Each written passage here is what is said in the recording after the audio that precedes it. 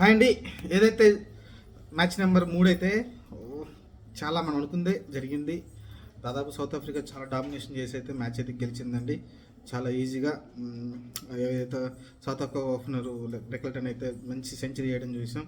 ఆ తర్వాత బౌమా కూడా ఒక హాఫ్ సెంచరీ, ఆ తర్వాత మీరు చూసుకుంటే మార్కరమ్ ఒక హాఫ్ సెంచరీ, అన్న వ్యాండర్సన్ ఒక హాఫ్ సెంచరీ, అందరూ ఒక మంచి బ్రిలియంట్ ఇన్నింగ్స్ తోటి అయితే మంచి రన్స్ అయితే పుట్టప్ చేశారు. లాస్ట్లో మీరు చూసుకుంటే మార్కరమ్ మంచి ఇన్నింగ్స్ ఆడడంతో 300 కూడా దాటిపోయింది స్కోర్ అయితే. అంత పెద్ద టార్గెట్ని మరి ఆఫ్ఘనిస్తాన్లో చేజ్ చేస్తారంటే వాళ్ళు హైయెస్ట్ చేజ్ చేసింది కూడా 280 290 ఆ మధ్యలోనే ఉంది. వాళ్ళు ఇప్పటి వరకు చేజ్ చేసింది అయితే. కానీ గుర్బాజ్ జర్దాను అదైతే మంచి రాలేదు, వాళ్ళ దగ్గర మంచి పార్ట్నర్షిప్ అయితే రాలేదు ఓపెనింగ్ భాగస్వామి. ఆ తర్వాత రహమత్ కొంచెం ఆడే ప్రయత్నం చేశాడు, అతను ఒక్కడే తప్ప మిగతా ఏ బ్యాటర్ కూడా అతను ఒక్కడే 90 చేశాడు. మిగతా ఏ బ్యాటర్ కూడా అయితే కెప్టెన్ కావచ్చు అస్మతుల్లా ఎవరు అయితే ఆడలేదు. ఓవరాల్ చూసుకుంటే చాలా డిసప్పాయింట్. ఎందుకంటే జర్దాన్ మీద ఎక్కువ గుర్బాజ్ వికెట్ కీపర్ గుర్బాజ్ మీద ఎక్కువ డిపెండ్ అవుతారు వాళ్ళైతే. కానీ వాళ్ళ దగ్గర నుంచి అయితే స్కోర్ అయితే రాలేదు. దాని కారణంగా అయితే వాళ్ళైతే మ్యాచ్ ఓడిపోవడం చూసాం. అది కూడా హ్యూజ్ తేడా అవుతుంది, దాదాపు 107 పరుగుల తేడాతో అయితే ఓడిపోవడం చూసాం.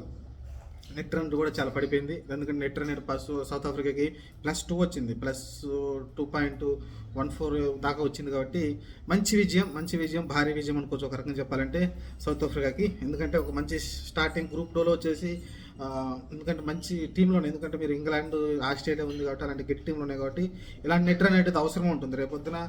అంటే జరగబోయే మ్యాచ్ల్లో మీరు చూసుకుంటే ఇంగ్లాండ్ మీద కానీ ఆస్ట్రేలియా మీద ఒక మ్యాచ్ ఓడిపోయారంటే సౌత్ ఆఫ్రికా 2 మ్యాచ్లు గెలిచాయంటే నెట్ రన్ రేట్ చాలా కీలకం అవుతుంది. అలానే ఆస్ట్రేలియా 4 పాయింట్ తోటి ఇంగ్లాండ్ 4 పాయింట్తో ఉన్నప్పుడు నెట్ రన్ రేట్ చాలా క్రూషియల్ అవుతుంది. కాబట్టి దాన్ని అయితే యూటిలైజ్ చేసుకుంది. మంచిగా హ్యూజ్గా 107 పరుగులతో గెలవడంతో అయితే మంచి నెట్ రన్ రేట్ వచ్చింది. దానికి ఆల్మోస్ట్ ఒక మ్యాచ్ గెలిస్తే చాలు, ఆల్మోస్ట్ అయితే క్వాలిఫై అవుతుంది సౌత్ ఆఫ్రికా అయితే. చూద్దాం మరి. ప్రస్తుతానికైతే సౌత్ ఆఫ్రికా చాలా సునాయాసం గెలిచింది. ఎక్కడ కూడా ఆఫ్ఘనిస్తాన్ ఎక్కడ కూడా మ్యాచ్లో ఉన్నట్టయితే కనిపించలేదు. చాలా ఈజీగా అయితే సౌత్ ఆఫ్రికా అయితే గెలిచింది. ముఖ్యంగా అతను అయితే సౌత్ ఆఫ్రికా ఫ్రెండ్ అతను చూడగానే నాకు డికాక్ గుర్తొచ్చాడు. ఎందుకంటే ఆ లెఫ్ట్ హ్యాండ్ బ్యాట్స్మెన్ కొంచెం ఏదైతే ఫుల్ షాట్ ఆడడం కానీ అవన్నీ మాకు డికాకే గుర్తొచ్చాడు అతను ఆడుతుంటే. ఓవరాల్ చూసుకుంటే క్లాస్ లేని ఇబ్బంది అయితే కలిగింది. వాళ్ళు జార్జిని తీసుకున్నారు, క్లాస్ అని అయితే లేడు, జార్జ్ పెద్దగా మారలేదు. కానీ క్లాస్ అయితే మిస్ అయ్యారు వాళ్ళు అయితే. ఇంకా మిల్లాటర్లో క్లాస్ అని ఉంటే ఇంకా విధ్వంసం జరిగి ఉండేదేమో అనిపించింది నాకైతే.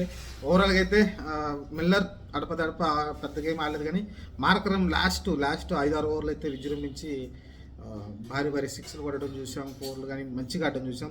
అక్కడే మ్యాచ్ అంతా టర్న్ అయిపోయింది. ఎందుకంటే 300 వస్తుంది కదా అనుకున్న డౌట్లో నుంచి మార్కరం అయితే అటాకింగ్ ఇన్నింగ్స్ ఆడి ఒక మంచి స్కోర్ అయితే పుట్టప్ చేసి బంగ్లాదేశ్ పైన ప్రెజర్ పెట్టి మ్యాచ్ని అయితే గెలిచారు. చాలా భారీ విజయం అయితే బంగ్లాదేశ్కి అయితే మన సౌత్ ఆఫ్రికా అయితే వచ్చింది.